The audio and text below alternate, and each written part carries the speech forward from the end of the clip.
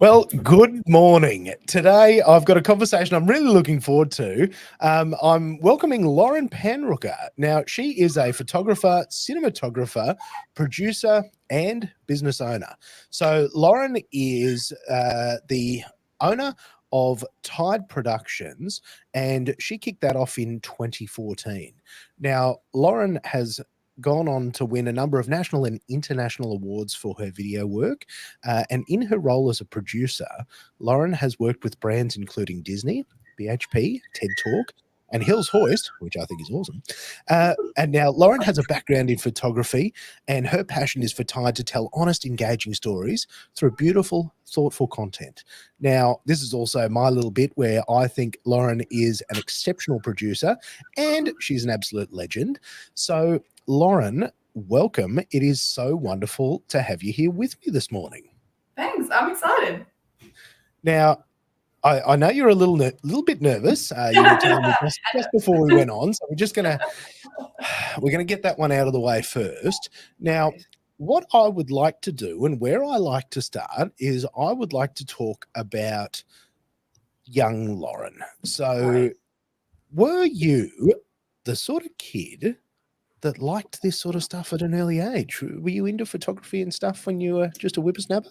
Oh, not really. Honestly, no. I was into acting hardcore. I was into like theatre and that kind of stuff, but not photography. We didn't even have a film class or course in our school. So I didn't experience anything with a camera until I was at TAFE. Like I studied a TAFE degree in performance and picked up a camera there just sort of as a little hobby. And it kicked off from there. That's where I fell in love with it. So talk to me about performance. Oh, it feels like it's two different people. Like I feel like I'm talking about a different person when I speak about it. But I was theatre class after school, big into it, desperately big dream to go to NIDA, become an actress, studied theatre at Southbank Institute of Technology, which is now I think Southbank TAFE, right across the road from QCA. And graduated from that, going to be an actress, auditioned for everything I could get my hands on and got a role in a student short film for some of the kids at QCA. One of my friends actually got the role. I didn't even audition for it. She got the role and something happened. She had to back out. She's like, can you cover for me? I'm like, great, I did it. I got it. I got a role. And I saw the piece at the end and it was beautiful. I actually would really like to know who those students were. But sort of back then I didn't take any note of it. But the content at the end was so lovely.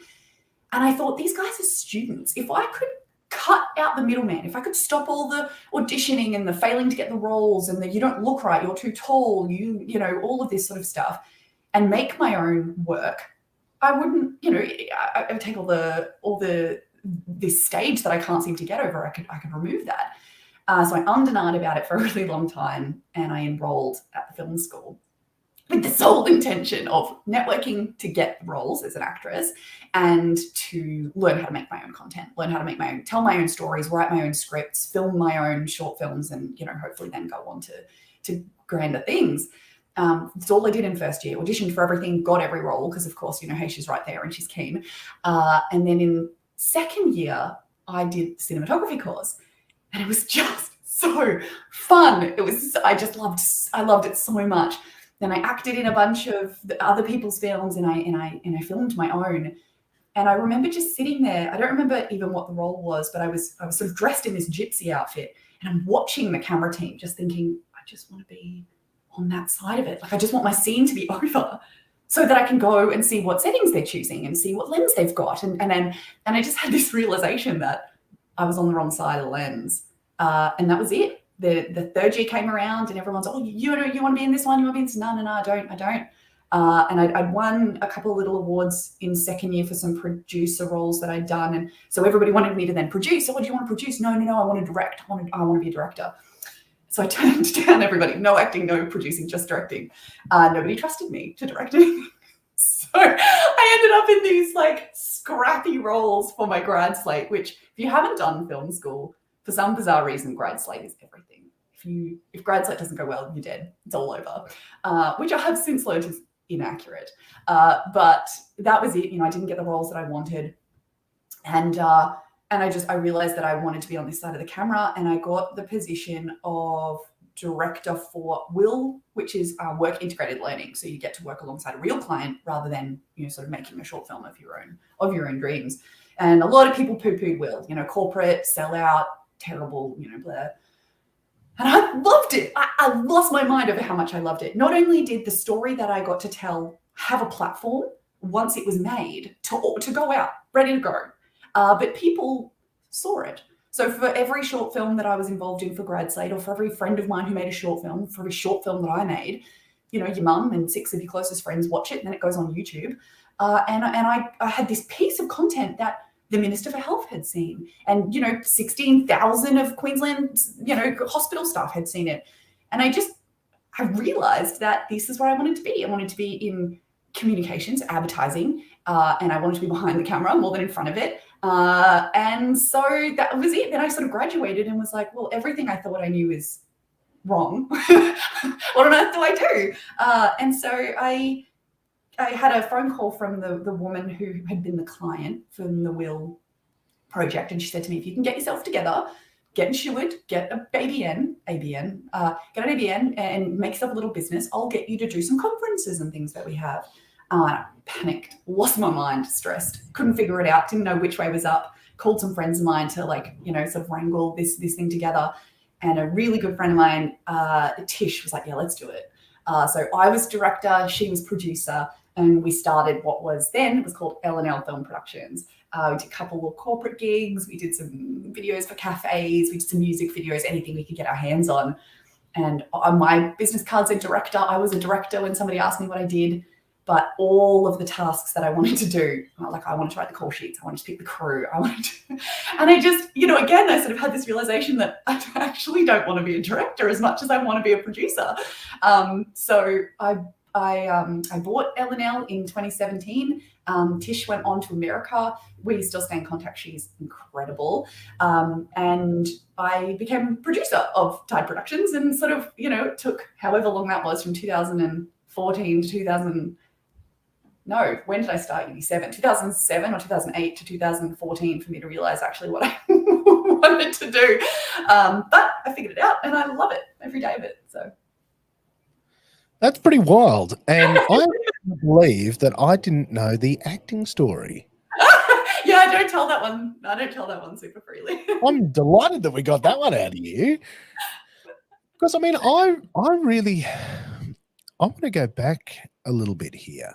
And I want to go back to that time in film school, because that was so was it, explain to me what the degree was. The film school degree? Yeah. Bachelor of Film and Screen Media from Griffith University. So the film school is a part of QCA. It's just a separated little building, beautiful little building that, you sort of be part of the QCA cohort. So. And you did that. And again, I'm just making sure I got my sequencing right here, because you were trying to do the acting, but then you went into that as a secondary, or you? So I graduated the acting degree, spent 6 months trying to get work, and then decided to enroll in the film school. So it was sort of one degree, pause, second degree straight away. Yeah. Gotcha. And see, this is amazing, and so many things make sense here as I think forward. Because I mean, like that, and this is something that you and I have seen firsthand. That acting world is brutal. Absolutely, it's insane. And I mean, to be able to stand in the stages that I dreamt of as a kid, in a different role, you still get that awe, and you still get that amazing feeling. So I remember the first time it was with you. We did, oh goodness, what show was it? The ballet. The Italian or the Russian ballet that came to Quebec? La Scala. I don't know how I forgot that word. So La Scala was massive, this massive troop of content that we had to create. And I walked backstage through QPAC, through the green room, through the backstage hallways, and then he sort of takes us out onto the stage. He's like, so this is where the ballerinas will be, very, very blasé. And I'd come on, and I was a little bit in charge of creating the content. So everybody was sort of looking to me, and I just was having this insane moment of like, I can't believe I I've made it here. I've made it to the backstage of QPAC, but just in such a different way. But still just as much joy, just as much, sort of pride and that like I made it that was a really nice moment. Because QPAC was big. I remember calling my mum. I caught the train down because I just moved to Brisbane and caught the train into TAFE, first couple of classes, whatever. I said, Mum, it's right next door. It's next door to QPAC. Like I can audition for everything. And yeah. I think that's just incredible, though, that you started in acting and obviously went through, the brutal nature of that. But then to find yourself, looking at the camera teams and then somehow being drawn to that. I think for me, it's and this isn't going to be for everyone, but for me, it was every part of the expression, every part of the creativity, every part of the storytelling. It was all of that joy and all of that, sort of outpouring of creativity. But it didn't hinge on other people because I could tell it myself. I didn't require somebody in a plastic back chair to tell me that I was good enough to be in this short film, or to tell me that I was good enough to be in this play, or, I was right. A really common one I got was, it's good, but I'm taller than the lead actor, so I'm out, Also, potentially I wasn't very good, hard to say. I quit pretty early on in my career, but every stage I hit came up against somebody else had to decide if I was allowed through that door.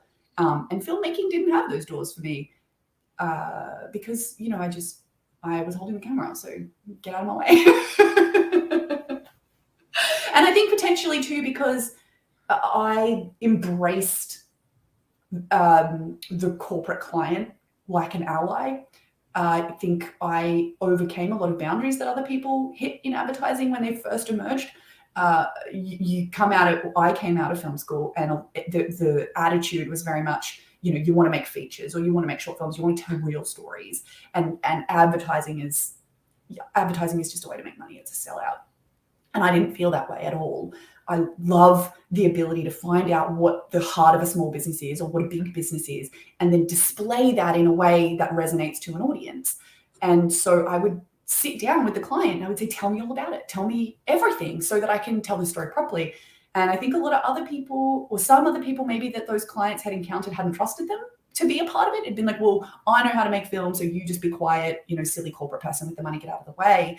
And so I think a lot of those doors opened for me because I really welcomed them into the conversation and they enjoyed that. It's a fun process. So that's just maybe I'm making stuff up. I have seen this attitude a lot as well, and in particular from people that have been through the traditional film school route, where there certainly is something there where they think advertising is the devil, and you're selling out doing that sort of work, and they'd much rather go and make creative pieces of work to try and win, go and on the road and showing their films, and absolutely, which I totally respect. But one of the things that I think is often failed to grasp is the commercial reality that if you don't make some money, you're not going to be able to fund your little side projects as well. I mean, I also get a lot of joy out of the fact that people who make some of that content then need what we do to get audiences. So I've had, we've had the opportunity to create some hype reels for feature films that have come to Australia, or, they'll be, for example, you and I often do opening nights. So there's the idea that beautiful, sort of pure expression of art then comes to us anyway, because they don't get to show what they do to anybody unless people know about it. And the only way to know about it is what we do. So it's a bit like, I enjoy that. And I think that that's correct. Like that sharp storytelling and making advertising as beautiful as you can. Like you're still, you're obviously trying to sell something, but it doesn't need to be, free steak knives style of advertising. It can be beautiful. And I guess that's always stood at the heart of what I've believed.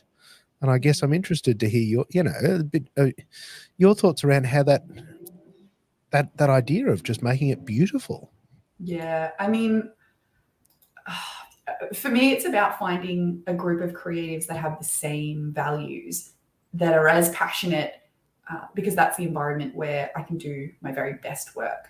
I think if you are surrounded by people who are as excited as you are about an idea, then those ideas start to flow, and it becomes, how can we make this better? How can we, what lighting angles can we do to make this more exciting? Or how can we break away from the mold while still following that sort of traditional, system of storytelling? All of those sorts of things become exciting and become quite fun when you are in a group of people that all have that same idea. When you start, and I've done it a couple of times, work with people who just are not of the same mindset, and that's fine. They go and work with people who have the same mindset as them. They might be much more serious. They might, just want to get in and tell that story and get out again. I don't know, but I think you find your troop of people and you start to create with them, and then you don't really let them go. I know I've got a pool of creatives that it's, you hear an idea and you go, I know the team for that, no question, and you call them up, and that's just becomes about having the best. You didn't know all these things when you got started, did you? This is, you're speaking as an experienced producer here. I also, and again, you keep jumping forward here, but I'm I just sorry. want to come back. 2007. You said to me you started. Well, that's when I started my degree, I think. Oh. That can't be right. I think I graduated in 2007, like school. So 8, 9, 10. So I graduated my TAFE degree in 2010. Sorry. That makes sense. What I really want to get to here is the start of L&L. Talk to me about those early days in the business. And, again, it's something that a lot of people experience, the complexities of pitching your skills and trying to win that business. Absolutely. We had no idea what we were doing. I was really lucky that I had a colleague and friend who I could bounce all my ideas off. I work best collaboratively. I always have. So something as simple as writing an email would be, we would both sit down side by side. We would write that email together. I remember after about a year of business, we got a business mentor, and he said to us, what roles do you do each? I assume you've split it up. I'm like, no. And he's like, okay, well, who does the invoicing? I'm like, both of us at the same time. And he's like, who writes the emails? Like, us. Like, we sit down at our desk next to one another. We do literally everything as a team. He was like, that is so impractical. So, just that idea that the way that we started was everything was together, because, she may tell this story differently, but I had no idea at any point what I was doing. So having somebody next to me to go, does this sound right? Is this what we should do? There was a big part of it for me. Guessing our way through a lot of it. We made some mistakes. A lot of our clients were really forgiving. We would come into every conversation. We never walked in pretending that we were the bee's knees. We never came into any situation going, we are the absolute best, trust us and get out of the way. The atmosphere we tried to create was always collaborative, and we would explain that we were new. Like, we've been in business for this many years, and this is why we want to tell this story. I think potentially that's why we were forgiven for some of the mistakes that we made, because people, they knew that we were new, and so they gave us another go. And we also never made a mistake and went, oh my goodness, so sorry, see you later. Like, we fixed it the best way we could, whether it meant a reshoot, whether it meant doing another edit, starting, whatever it was. The deal was, we promised we'd tell you a story. And we'll do it until everybody's happy, to an extent where it's reasonable. We didn't really have anybody that tried to take us for a ride, and the very few that we did, we dealt with as best we could, I think. And I also note that you refer to yourself as a photographer first.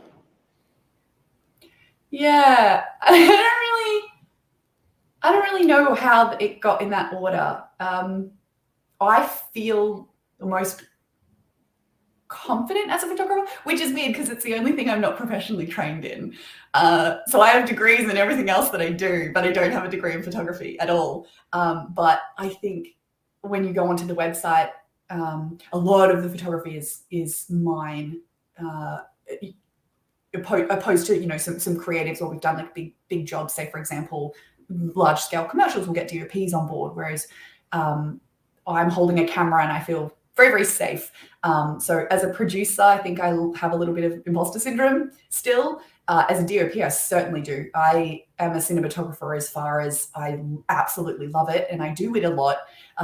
But I've not won any awards for my cinematography, and I still have a lot to learn, to be as good as some of the boys that I get to work with, or some of the guys and girls that I get to work with. But photography for me has always been a little bit unapologetic. I think because I'm not trained in it, I'm a bit like, well, this is a photo I took and people seem to like them. So I don't know. I don't know that comes first deliberately. It makes sense, though. It sounds like it's your most creative form of expression. Yeah. And people always, maybe because of the way a draft process works for content, people question the photography less. So you give them a photo and they go, it's beautiful, I love it. And you're like, wow, thanks. Whereas with a video, there's always something you can change. There's always something that needs to be updated. They've always just updated their logo. Their font's different. There's this process where you have to sort of trudge through the thick of it to get to the final product, and then you hand it over. Where it's very rare with a photograph that same process happens. Usually you just go, here are the photos. And they're like, wow, spirit fingers, it's done. And I appreciate that as somebody who's untrained as well. I think that part of the nice thing is that there's no rules. When you don't have any professional training, there's no inbuilt mindset of what's right and what's wrong and what's the correct way. You just do stuff that you like, and if it resonates with other people, then that's good. And I'm still learning. So I unintentionally got a very specific style, very specific color palette. It's a look and feel that my photos have. And my production manager, she wanted to learn stills. I just upgraded my kit. I just upgraded my camera. So I said to her, look, you take the 5D, which was my camera. You take the 5D back to Melbourne, that's where she's based, and do some shoots, play around. We'll book you some beginner clients, and you can get started in that. Oh, wow, okay, so she came up to Queensland and we did a little masterclass, and she took some photographs of the little set that we'd set up, and then we put it into Lightroom, and I'm teaching her how to grade them. And I'm a little bit cocky. I'm like, oh, lighting up this way, this is how much it needs to be increased by this and this and this. And she's like, oh, I was going to do it a different way. I was like, oh, please take over. So I roll my chair out of the way, and she takes over, and they were beautiful. Absolutely, would enter them in a competition, beautiful. Their lighting is nothing like what I would have done. It's darker, but it's softer, and it's got this mood to it that it just sings. These photos were amazing. So they're so, so, so beautiful. Oh, thanks, so fun to learn. And I just walked away from that going, you just gotta deflate your head all the time, because every opportunity to work with somebody, whether they're just starting out or whether they have been in the industry for 50 years, is an opportunity to learn and to become a little bit better at what you do. I think that's very valid. And, I also love the fact that, you've been through all these things, and you do also get the opportunity to teach, if you're happy to share a little bit about that. Oh, yeah. So I'm a sessional staff member at Griffith Uni, and I love it. I teach, when I get the opportunity, I teach third year screen producing, which I love. I would very much like to rename the course How to Get a Job When You Graduate, because for me, producing is a very specific role with very specific tasks, but it also encapsulates the idea of getting your content seen in a really broad stroke. So if you're a magnificent cinematographer, how do you get your work seen by anybody, whether that is to get a job at a production house, whether that's to get a client to do some freelance work for, if you're a sound designer, I felt when I graduated, I didn't really understand the next step. And for me, that's what this class has become a catalyst for me to share. How do you step out of university? Because there are 1,000 different ways that you can go. Certainly not instructing you which one to pick, but it's just understanding the best way to do that. Really simple skills like email writing. Do not ever, for any reason, ever write the sentence to whom it may concern. Just don't do it. It's not a sentence you should ever write down. Find out who they are. I love the story. I actually tell the story of how you and I met, Scotty, because it's one of my favorites. I think oh, look, there's blurry bit. I think I looked you up. I don't remember how I came across you, but I remember thinking, these guys are on the money. Their content is sharp and beautiful. Their website is amazing. They are so, so, so cool. So I Google stalked you. I found out all about you, who the owners of the company were, blah, blah, blah. And I emailed you. Scott, my name is Lauren. Your work is amazing. My favorite piece of yours, I think it was the matte art painting under the bridge. I think that's the one that I mentioned. It's magnificent. The artwork is beautiful, but the cinematography is next level. I would love to buy you a coffee. I think potentially you were like, maybe one day, okay, nice stranger. And I emailed you again. What are you doing? Where are you? Like, I know that your office is in West End. Can I come? What's your coffee order? Oh, well, I'm free maybe next Wednesday. And it just rocked up. I just came. I bought a coffee from down the street, I think. And I just was so desperate to meet you. And then we sat down and we had a conversation, and we had the same opinions on a lot of stuff. Content should be beautiful. Content should be fun. There's no situation professionally where you would ever belittle anybody. Like, I mean, I don't know that we talked about that exactly, but you start to get to know somebody and you realize that you're on the same wavelength. And I think that's the kind of, there's a balance between stalking and initiative, but you shouldn't just sit behind a desk writing to whom it may concern, I would love the opportunity to work with you, send, and then not hear anything and pull a sad face. Like, get out there, go to events, go to meet people that inspire you and force your way into their lives. Because that's what's just all this stuff. I don't know if you guys can see me, but like most of my most proud projects are like framed on my wall, and half of those are with you, Scotty. Like, you find your people. I think you're spot on there. And interestingly, that specific story is one that's come up a number of times in people that I've chatted with recently, where they've just seen a company that they wanted to work with, and mate, they just kept knocking until somebody let them in. They're like, hello. Absolutely. Hello. Yeah. that story actually keeps repeating. Of how people basically just beat the door down until they get let in. I mean, it happens now. People email me, hello, Lauren, I would like the opportunity. And you don't have anything on slate. And so you just write, thank you for your email. I'll keep you in mind. And it sounds really rude, but you don't, because you just forget. So then when a project comes up and you need to crew it, they don't pop into your head unless they wrote something really, really memorable, which they almost never do. And so it's the person that then emails again. I'm just touching base. This is my latest piece of work. I saw you posted the newest, whatever, working with LG. That's so exciting. Like, whatever it is that, because they're following me on social.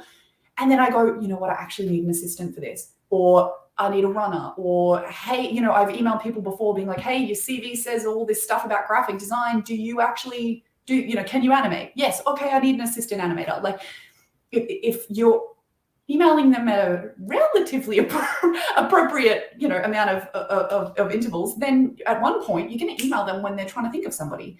And I think most of the people that I've worked with in that capacity, where they sort of come in as an intern or they come in as a runner or an assistant, and then they, you work with them more and more and more. Working with a guy at the moment who did just that. I taught him at Griffith, and he emailed me a couple of times, and he emailed me on the same day that I was crewing a project where my assistant wasn't free. And I was like, all right, Jack, mate, come on board. I need you for 2 days. Are you free? And that was it. We worked together like 6 times in the last 2 months. So, yeah. And honestly, I think that that's awesome advice. And, I've actually brought on a number of people over the years that have like just cold emailed me. And I actually had one yesterday, a fella that, has obviously found, what I do and shot me an email and said, oh, look, here's what I do. I've moved to Australia. Here's the work that I produce. And I had a look at some of the work and I'm like, that's pretty top notch. But, as you said, if you only send it once and then never follow it up, the 200 plus emails I get a day, plus the messages, plus the phone calls, you genuinely miss stuff and you're not meaning to be rude. Absolutely. But also sometimes the people are just dreaming. And you look at the work and you go, look, I don't think that would fit. But, and I'm sure you're the same. I'm actually always happy to chat with people and say, hey, I'm, as long as you're a nice human. Yeah. You're happy to just talk to them and listen. And I've had the interesting experience every now and again where I'll be in a social situation where I'll say, oh, what do you do? And I say, I run a little company called Tide. Oh, yeah, I've heard of you. I'm like, no, I'm sorry, I don't think it's called Tide Productions, like the ocean, and they're like, yeah, I've heard of you.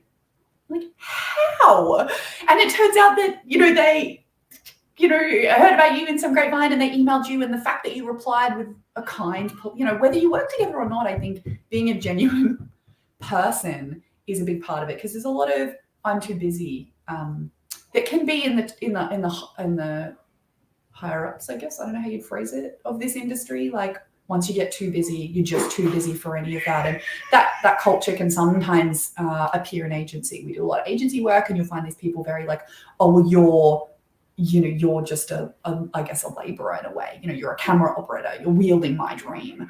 And so we don't genuinely work too many times with those kinds of agencies, because the culture that we create is collaborative. We want to work together, and if there's a problem, we solve it together, and we're polite to each other if something goes wrong. How do we solve this?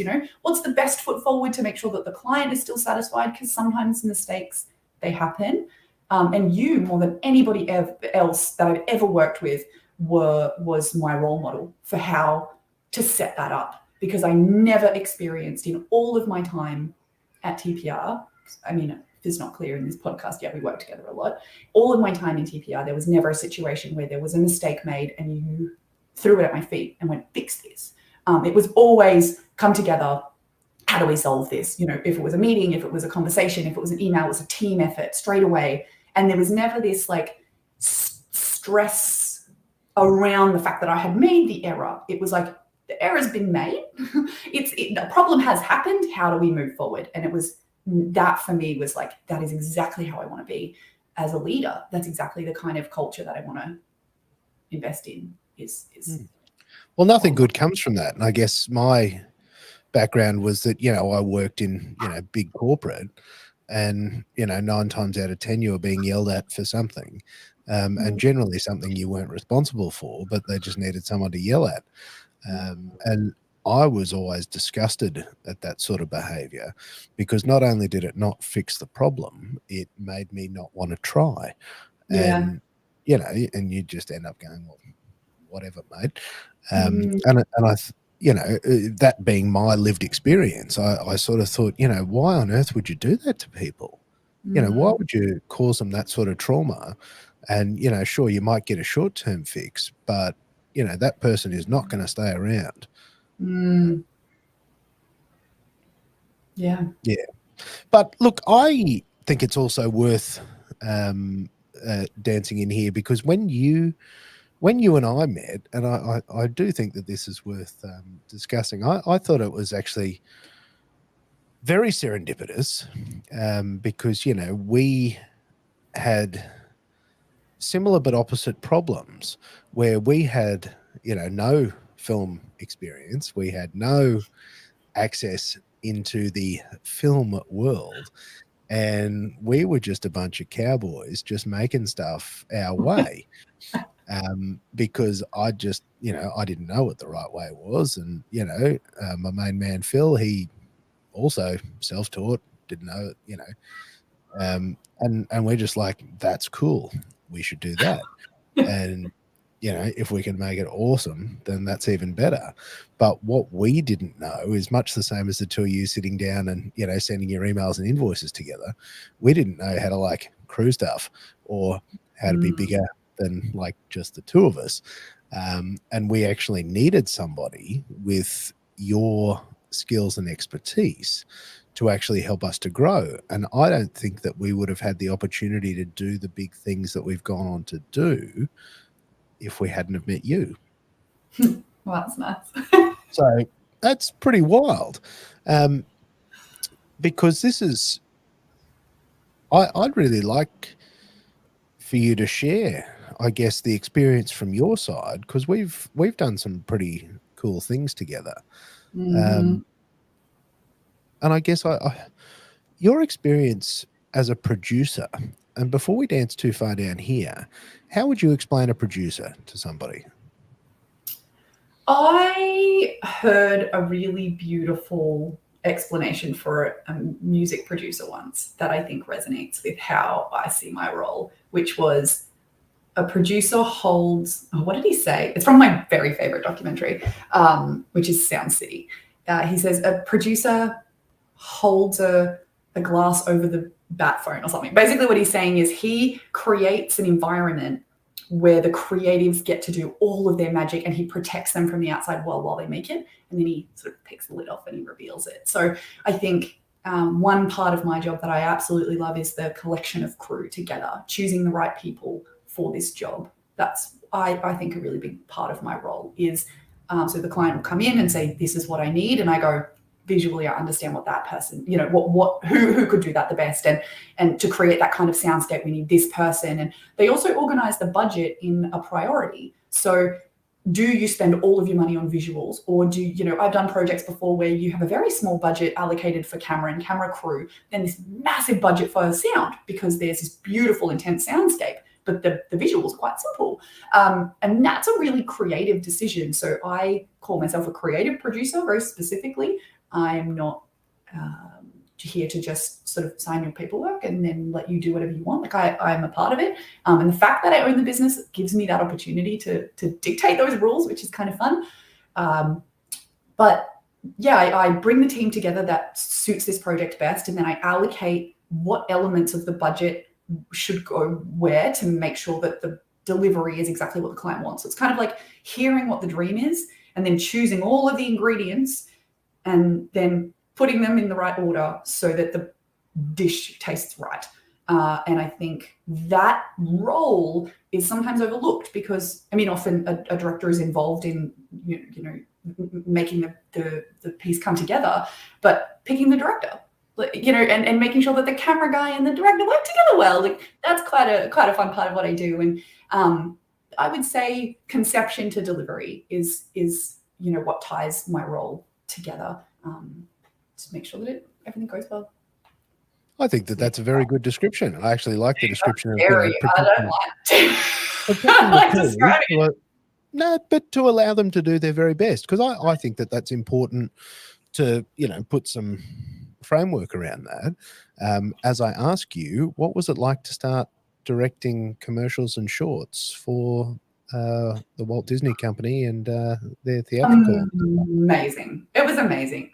Often a lot of the opportunities I've had in my career have come a lot of the skill sets that I've learned have come because I can't afford for somebody else to do it, so I do it.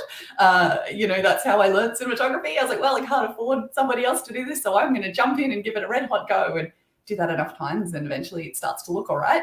And I think directing, you know, you heard my origin story about how I was desperate to be a director and realized producing was actually my calling. But sometimes what would happen is you produce this thing to the finest detail, and then you would have to pay and choose a director to come and take over. Like that was for me every now and then for certain jobs. Some jobs necessary. I knew that I wasn't the right person to tell their story. But every now and then a job would come across your desk and you're like, I know every answer that they're going to ask a director, and I know exactly what the client wants. And I really feel that I can do this. So Drama Queens was one of those for me. You know, I had a line item there that said director, and I was like, get out, get out of the way, let me do my job. And so I just wrote my name down next to both roles, and you know, you greenlit me, and that was it. I got to direct my very first like on-air television commercial, which I was ecstatic about, because the idea of, you know, going to the months of pre-prod meetings and watching the show 1,000 times to figure out what angles every instrument should be shown at, and then to decide what part of the song you'll be looking at what instrument, like to go into that kind of detail and then give that to a director for me was a bit like, nah, thanks though. so you know, we did it. And again, when you've got a crew that you absolutely trust, a lot of those potential problems, they go away. There was no part of me that was worried about the angles not coming together, because I knew who I had on crew, and you develop this language with them. You know, make it sparkly is something that I say to Phil a lot, and he knows exactly what I mean. It has nothing to do with sparkles or angles. Like, he just knows what I want when I say make it sparkly. And I think, you know, there's a lot of joy in that, in being able to just use the language and talk to a team that's trusted, and just get in and make the vision that you've got in your mind, make that come to life.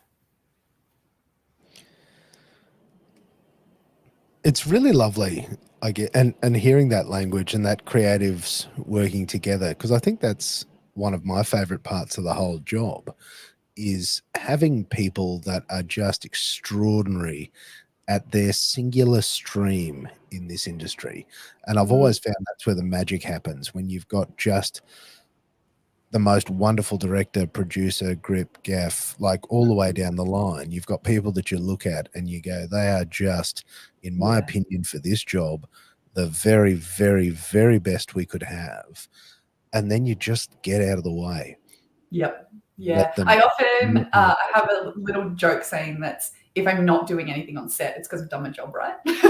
So, if you see a producer running around stressed out of their mind, something's gone wrong. So if I'm sitting down watching the monitor, if I'm lucky enough, I've got a cup of coffee in my hand, that is a green tick. It's such a good feeling. I remember the cacophony of monitors that we had at Frozen. And it was you and I and, like a wall of clients behind us. And we're just sitting down literally watching magic. Like, that's how I felt. And, Dean's off in the corner doing his thing. And there's some like enormous jib arm towering over the top of us. It was just a moment of we're here and we did it. And we're just letting it play out. We're just letting it roll. That was magic, the whole shoot. One of my favorite moments, and probably most memorable moments of shooting, and what we're talking about here, is the Lauren and I had the opportunity to produce the electronic press kit, which becomes a TV commercial for Frozen, the theatrical production. And this was obviously very special for us because, to get to do something at that level, is terrifying. When they say, righto, you ragtag bunch of misfits, this is on you, don't cock it up. I remember sitting outside stage door. I was sitting on the ground with you guys as people were like bumping everything out, and like just on the footpath, absolutely wrecked physically, mentally, emotionally, just broken. But knowing that what we'd pulled off was extraordinary. Yeah. And I vividly remember that specific moment of the day and the overwhelming relief that came with actually having done it. Yeah. I think I remember I had a smartwatch and I'd done like 17,000 steps that day or something. Like, we talk about, when you're sitting down doing nothing, you've done your job. Well, there's elements where you still have to run around. I ran from stage to the hotel we were staying in like 6 times for a cacophony of different reasons. Like, someone would need something and it's in the kit at base, and I would, I'll just go get it. Like, flooring it down the main street and sitting at full pace. Like, just fun, I think. Yeah, when it's coming together, and there weren't any dramatic emergencies. They were all, I can fix this, I can get this done, or not even fix, I don't think is the right word. I can get that for you, or I can solve that, or I can make this task easier with this solution. Yeah, it was amazing. It is. It's very special, and I don't know if it's been a similar experience for you. But on the other side of something at that scale, I'm far less scared going into other projects. I certainly have a level of confidence now where I might not have had before. But, pulling off something like that. Do you know what? I don't know that I have any less fear going into any role, but I find my clients are much easier to deal with because they have this unwavering trust in me, which I just get to enjoy the benefits of. I don't have anything to do with. So, for example, every time I do this a massive job, or if I am lucky enough to win an award of some kind, that information goes out. And then, a very small example is I'm doing a photo shoot next week, which I'm really excited about. And the agency put together a brief packet for the client, and there's 2 full pages on why they chose me. And I'm sort of scrolling in my head thinking, they must have written this before they picked me and then just slotted photos of mine in. Like, and then I'm reading it, I'm like, no, this is really specific to my style. Like, they mentioned things that I've done and awards that I've won, and they've picked photographs that perfectly represent the style that the client wanted. So I'm flicking through it and like, oh, gee, it's lucky that I've got some photos that look like what the client wants. And I sort of just had this realization that actually I think they maybe picked me because I create content that the client wants, So there's this, I'm still going into this photo shoot next week, petrified that, anything could happen. And you've got that feeling of like, why on earth would they pick me for this when there are other photographers out there that have been working for like 20 years? But then you look at the brief packet that the client got originally, and you look at my work and you're like, they marry. So I didn't necessarily have anything to do with that confidence, but like she literally emailed me and said, are you available on the 24th, are you available? And I went, yes. She was like, fantastic, I'm booking you in. That was it. I didn't have to sell, whereas a couple of years ago it was, hello, my name is this. Can you prove what you've done? Do you have any other examples? Do you have any testimonials? Can I meet you face to face? Like, you have to vet every element of your business and professional personality.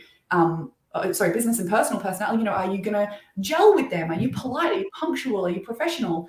And then can you do the work? What camera do you have? Like, the amount of times that I used to have in my emails a gear list, because I would just copy and paste it when people said, can you explain what you use? Because they were vetting that I wasn't like, oh, I, shoot on a Canon, like to shoot and still. It's got a funny little flash up the top. I love it. Like, they wanted to see that I had real gear. And I just don't know when that stopped. But I think it had a lot to do with the projects. People would see these and go, well, I don't have to ask, because if she made this, she must know what she's doing, which is kind of nice. But I'm still very scared. They're not. I hadn't realized that. And actually, you verbalized something that I don't think I'd actually noticed, is that, yeah, people don't ask that anymore, do they? No. Like, all that I would say in percentages, in the first 2 years of my career, I spent 70% of my time justifying that I could do the job. By my 4th year, it was probably 40% of my time. And then the rest of it was in post getting it perfect. So I would, spend a little bit of time justifying, and then we would film it. And then post would be this massive process. And just in the last couple of years, as we're just coming up, nearly close to 10 years, as Tide is getting that age, I'm finding it's almost no time justifying. It's a little bit of time conceptualizing. So we get to, they don't come to us anymore and they say, we want this very specific thing. Can you do it? They come to us now and they say, we need to, so an example one that I'm working on at the moment that I'm really excited about is, we want to show that our hot sauce is the best. Part of the reason I'm excited about this is because it is the best hot sauce I've ever tasted. Like, I live for this stuff now. We have like 7 bottles in my fridge at home, because it just is, so to be able to work with something that you're like, I genuinely believe that this is the best hot sauce on the planet. How do we tell this story? And the only question I said to him, do you want to be funny or do you want to be serious? And he went, let's be funny. And that was the brief that I had, was my hot sauce, let's be funny. And I got to make every other creative decision. Well, we're in the process of making every other creative decision. And, we have had a couple of meetings where the clients brought on some magnificent ideas that we're definitely taking on board. And then we'll film, which will take a day. And then we'll edit, which will take a couple of days. But I know exactly what it's going to look like. And I feel like I can see a lot of the red flags that could pop up, and I can stop them. It's something as simple and easy as, we're going to need a picture of the hot sauce for the end. I know a couple of years ago, I would have gotten to post, sent them a draft, and then they would have been like, great, but how do we show the product? Oh, okay. And then you got to get the sauce, and you got to take a photo of it, and you got to, that we're going to do that on the day. So you eliminate a lot of those little things that we sort of went through a lot while we were still getting our feet. And now the process itself has become about the idea and getting it to be what I really hope will be like award worthy. And so that's the triangle of the creative process for us now, rather than, what it was before, which was like, prove it. And then you get the opportunity to make it very quickly in this sort of small span of time. Whereas now it's like the bulk of what we're doing is the fun part. It's a nice change, isn't it? Really Where like. and you're helping me reflect on all this too, is the nice part, is that people really do.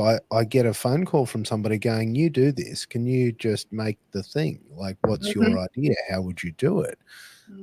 And you're right. That's not something that would happen earlier. It They would would come with pages of ideas that were already approved by corporate. Like, yeah, you would be vamping. You would be making something that already exists. You make it shiny. Now we get to make it from scratch. And I think the same thing can be said as a producer rather than a producer at Tide. Often sometimes I'll get calls and I'll be like, "Hey, can you come on this project as a as a producer?" And I'll go, "Oh, sure. Do you want me to send you some?" No. And I'm like, "Oh, okay." When I was lucky enough to work on Carlisle, I was suggested by Tish, who I'd run L&L with, to the director, and he sort of called me up and he was like, "Are you free? Are you keen?" And I talked about the idea, and I said to him, "Give me a day or two to put together all of my, I guess, like my proof of who I am. Let me show you everything I've ever made so that you can see if you like me." And I was ready to basically go on a job interview. I was ready to go on a job interview for this role. And he went, no, you've got it. I was like, "I'm sorry?" And he doesn't give you free. It's yours. The role is yours. Like, Tish says you're on it. You're on it. And I was like, it's you. And, that was one of the first experiences of just, he looked at my work. Somebody who he trusted very, very much had said that I could do it. And I did it. And it was wonderful. It was one of the best jobs. And that one won an award as well, didn't it? Yeah, we won a couple actually. Yeah. It's pretty wild. And I mean, out of some of the work that you've done, I mean, what's really stood out to you over the years? What are the ones that have really made your heart sing? Oh. Motto. I love Motto was so fun. The agency was fun. The client was fun. They said to us, "How do we make this dish? How do we make this sandwich seem like the best, most exciting sandwich in the whole world?" And we had these really creative, these really silly problems that we had to overcome. So one of the silly problems was that we wanted to film in a beautiful restaurant, and we had access to this very beautiful restaurant. But this very beautiful restaurant had its own branding everywhere. Of course it did, because it's a restaurant, right? So there's this restaurant's embossed things in the glass everywhere on the windows, and it's on all the chairs, and and the client was like, "This is the kitchen you can use." And we're like, "Oh my gosh, it's flippity flop and beautiful." And they're like, "Don't you dare show that logo, not a single anywhere." And we're like, "But logo is everywhere." So we spent like an entire day in this room just trying to pick an angle of this grill plate that didn't show a logo. Like, I just had so much fun because I felt really trusted. We came up with the idea and I would sort of say, "This is one way that we could tell this story." "Oh, great, yeah." And I remember pitching 2 ideas and him saying, "Well, which is your favorite?" And I was like, "I have literally never been asked that before." I was like, "Without a doubt, it's this one." He was like, "Great." He picked the first one up and threw it over. He was like, "That's out of the way. If she likes this one, we'll do this one." And that trust was really exciting. Carlisle, obviously, massive highlight. So beautiful, such an incredible team. To be trusted to tell a story that lovely was just remarkable. To be able to work with some of the best in Brisbane, and to be able to pull them together and sort of call up and go, "Hi, I'm Lauren. I want to bring you on this job." "Oh, great!" And you're treated as, I guess you'd say, any other producer, rather than I felt like I was this little uni student being like, "Can I play?" Disney. Remarkable drama queens. Drama queens was so fun. They were so humble. And, they were like, "We've got this little show and we play some drums," and you watch it and you're like, "This is unbelievable. I can't believe I get to film this." And I just wanted to tell everybody that I knew, go and see this show. So to be able to work directly with those guys, I think sometimes in these big projects, it's like you talk to them, who talk to them, who talk to them, and there's this, one of the bigger clients that I have at the moment, there's 6 people that I have to communicate through to get to the person that answers my question. And there's drama queen didn't have that. It was like, "Hi, I'm the director." You shake, as in the director of the show, and you get to shake his hand, and he's like, "Here's my phone number," and you're like, "What is happening?" It's just amazing. It's come a long way from the girl that was told no for acting, hasn't it? But, I mean, the very first thing we ever filmed at L&L was a coffee shop down in my house. I said to him, we want to have business meetings and we can't afford to buy these people coffee. But there's this moment at the end of every meeting where somebody pays the bill, and it's a power play, right? Does the client pay the bill, or do you, And I said to him, I'll do your video if you give me a ticket of coffees so I just go, oh, it's sticking on our tab. And he was like, absolutely. So he did like Saturday morning events. I went down and I filmed the events with like DJs and coffee and just people having fun. And so I just filmed this little reel for them, and they put it all over their Facebook page, and he paid me in 50 cups of coffee. So every time I had a business meeting, I would take them to this coffee shop, which sadly he's moved on to other things now. It's not open anymore. But we would sit down at this table that was kind of like my table, and we'd talk about their idea, and then at the end I'd be like, thank you so much for your time. And it's that moment I go, coffee's on us. I would look at him and be like, and he'd give me a little wink and like, just, those funny little things where you think that was the first one. And now, we've just had the opportunity to make some beautiful stuff. See, that's magic, and that's good hustle too. That's stuff that, if your film students are listening to this, and they should be, that's the sort of hustle it takes, because nobody's going to give it to you. And I really do think that is a misconception that people do. They look at their own work, and they, might be very pleased with what they produce. But once you get out the other side, nobody cares. And you have got to work. And you have got to come up with very creative solutions, particularly when you're starting from scratch, for sweet little moves like that, like the coffee shop hustle. I mean, that's a cracker. That's a great story. Yeah. And I think too, if you treat every single job, like I really don't believe that the excuse should ever be, oh, we had a very small budget.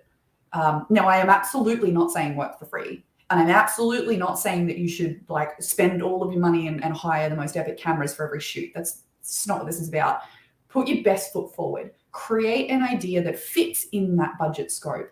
But like you said, think of a creative solution that makes it entertaining or interesting or beautiful in a way that doesn't cost an enormous amount of money. Don't dream big and then do an average job because you didn't have the budget to sustain your idea.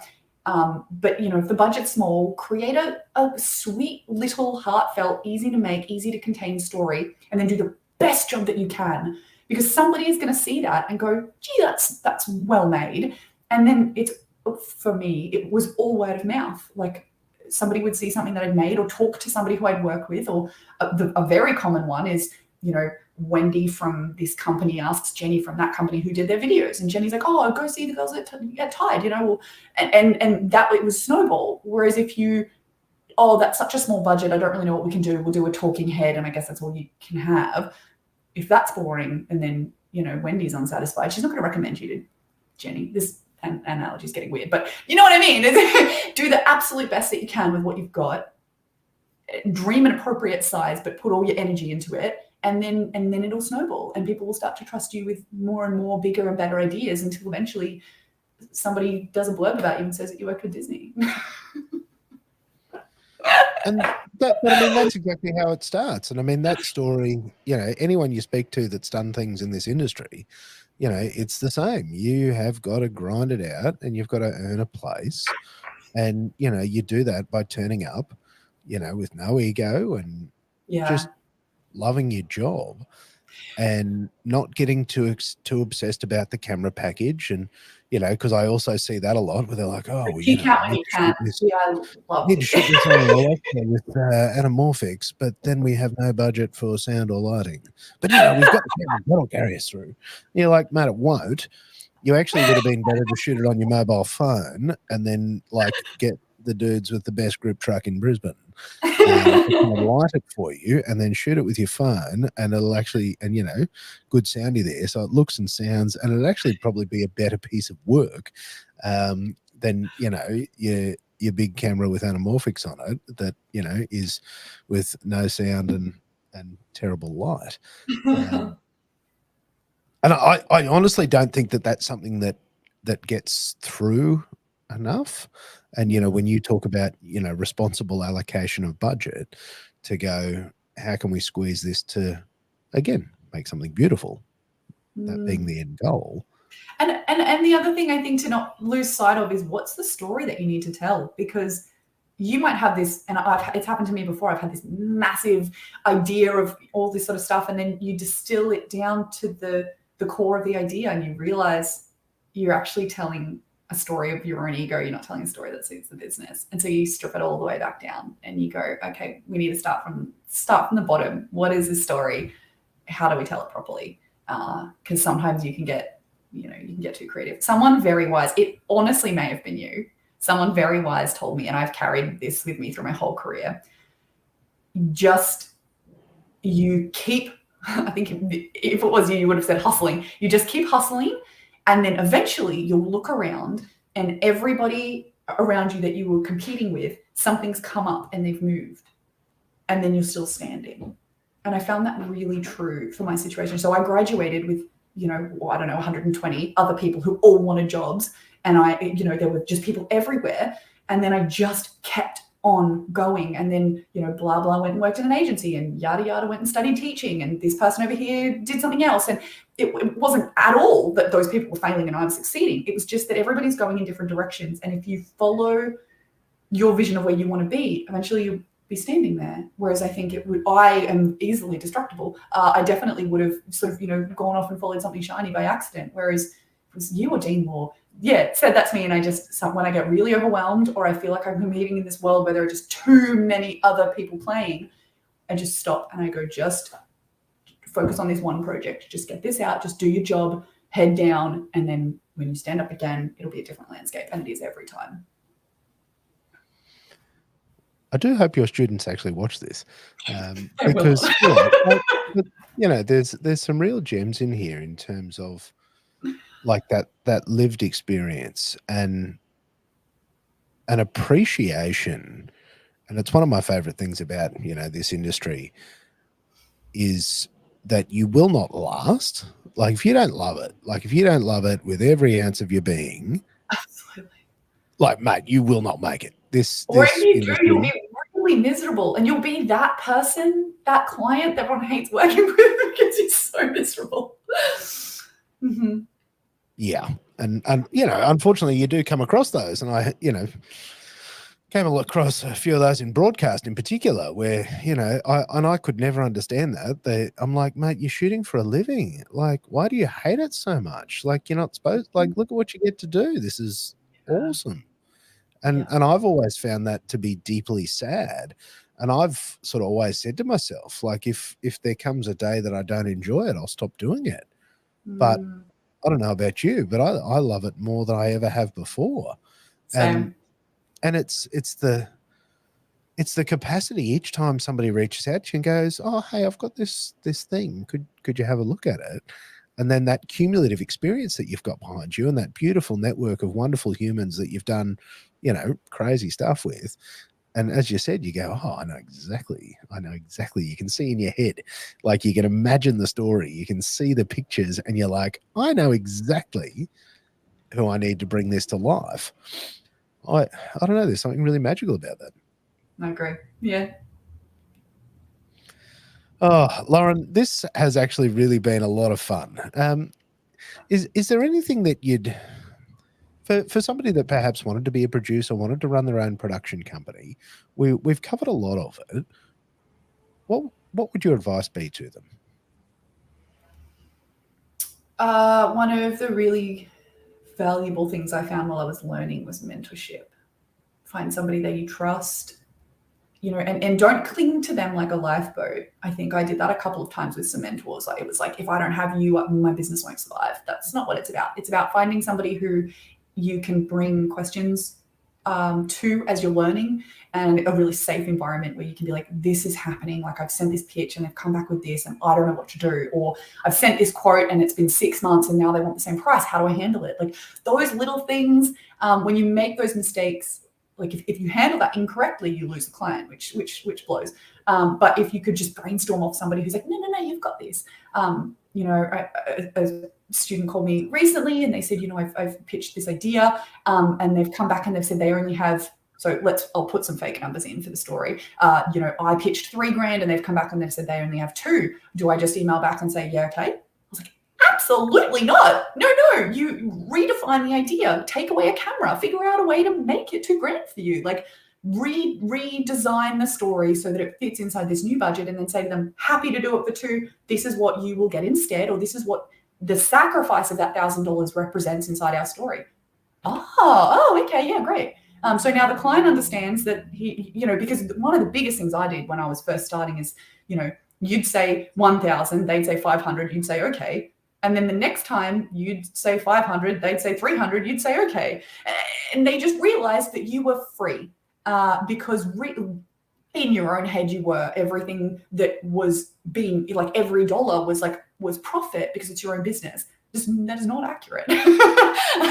You know, so those having a mentor to sort of workshop that kind of stuff with you was great. I had some amazing ones. I still do. I have people in my life that I consider mentors now.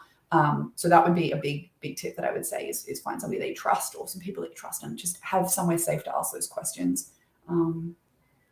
Yeah.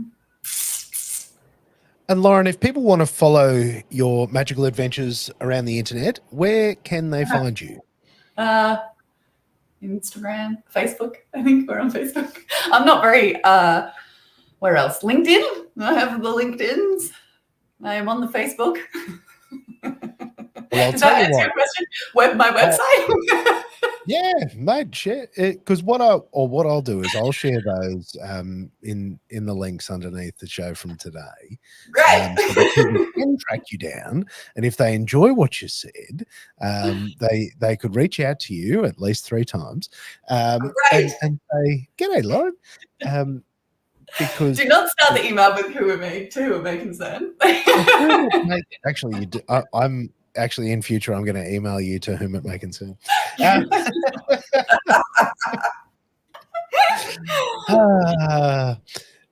Lauren, I really appreciate your time coming and chatting with me today. It has been really lovely, and you know, surprisingly quiet too. I was expecting. Look, I heard a couple of noises because. You know, not only does Lauren have all those things, but she's also, you know, a working mother. I have a very cute 16-month-old who is not okay with my office door being shut. No, would be very upset because, you know, that assistant producer there wants a say on everything that's going to be done. Lauren, thank you for your time today. It has been a real pleasure to have you here. And yeah, as I said, I'll share all the details where people can find you. Thanks for listening. They can follow your next adventure. Amazing. You're great. This is great. You're good at this. See, I told you, not scary at all. Not scary at all. All right. Well, until next time. Okay. See you later. Do I get outro music? Do I wave? Can Can I roll?